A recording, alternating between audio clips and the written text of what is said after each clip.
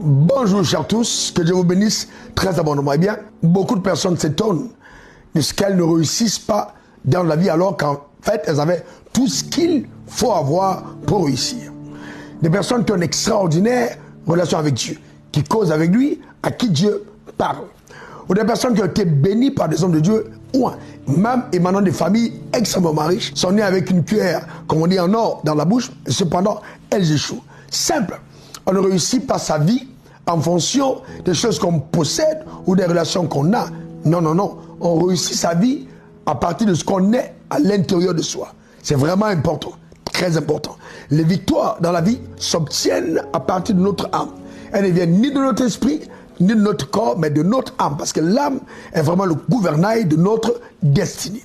Et donc quand on parle d'âme, on parle du système de pensée. Telle âme pense, telle elle est. Tu deviens exactement les pensées que tu auras choisi d'entretenir. C'est vraiment vital. Et j'ai vu aussi, avec l'expérience que j'ai aujourd'hui, que nos pensées nous précèdent toujours sur les territoires de nos victoires, les territoires de nos acquisitions. C'est un principe inéluctable. C'est vraiment important.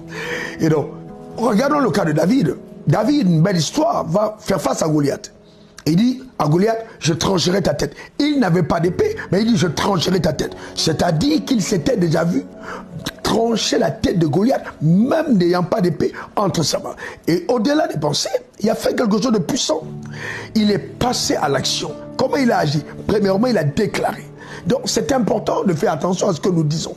Pour réussir sa vie, nos confessions, notre âme doit envoyer des signaux par la déclaration de notre bouche. Mais cette déclaration doit provenir de l'abondance de notre cœur, des choses que nous avons ressassées dans notre âme, méditer profondément. En déclarant, on active une puissance surnaturelle. On met des anges en mouvement. Et c'est ainsi que l'adversaire tremble et que le combat tourne totalement à notre avantage. Et après avoir déclaré, il faut donc passer à l'action. Il ne faut pas s'arrêter à moi, à déclarer, à chanter, je suis la tête, non la queue, je réussirai, je ne vais pas échouer. Et puis rester dans ta chambre, attendre que Dieu vienne te trouver là-bas. Non, il faut poser l'action conséquente. Il faut avoir une puissance mentale. Une puissance mentale qui vient par une foi véritable. En la pensée que Dieu a déposée en nous, la vision qu'il nous a insufflée, nous permettant ainsi de vivre sur terre une vie qui va honorer son nom et être une bénédiction pour notre génération. Donc c'est important de passer à l'action. Ce Goliath que je vois en face, je trancherai sa tête, il tombera sous mon pouvoir, car la main de Dieu est avec moi. Si tu commences à entretenir ce type de pensée par rapport à ta propre vie, à le déclarer et agir conséquemment par rapport à ce que tu crois, tu vas relâcher une grande onction, une grande capacité surnaturelle qui va donner à ta vie de connaître une émergence vraiment sublime. C'est ainsi qu'on opère avec un esprit d'excellence. Si tu veux faire des choses extraordinaires, que l'œil n'a jamais vu, que l'oreille n'a jamais entendu, qui n'est pas monté au cœur de l'homme, écoute-moi bien, la clé c'est dans ton âme. La clé c'est dans ton âme. Donc tout part de ces pensées que tu auras choisi toi-même d'entretenir, ces pensées divines. D'où l'importance d'avoir une parfaite relation avec les Écritures. Écoute-moi attentivement, lis la Bible et la méditer. Tu es loin d'imaginer quelle longueur d'avance, quelle prééminence elle pourra déclencher dans ta vie, te positionner dans les hauteurs et te donner de régner avec la main de Dieu, agissante sur toi et visible par tous. Que Dieu te bénisse abondamment et que sa grâce soit ton partage. J'espère vraiment que cette vidéo va t'encourager.